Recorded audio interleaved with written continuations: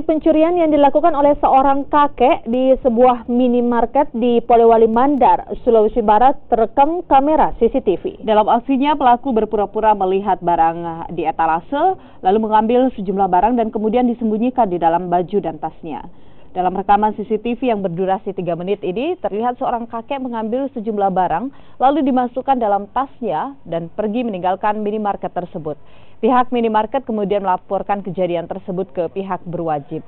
Saat polisi melakukan pemeriksaan di TKP, sang pelaku rupanya kembali untuk melancarkan aksinya. Pelaku pun langsung diamankan petugas. Barang apa saja diambil itu, Pak? Yang kami cuma tahu ya madu sama angan sari yang di sini. Cuma itu yang kami tahu. Modusnya seperti apa ini cara mengambilnya ini? Bagaimana caranya? Caranya dia apakah diambil, dikasih masuk di bajunya atau bagaimana caranya? Ya, masukin di dalam tasnya, Pak.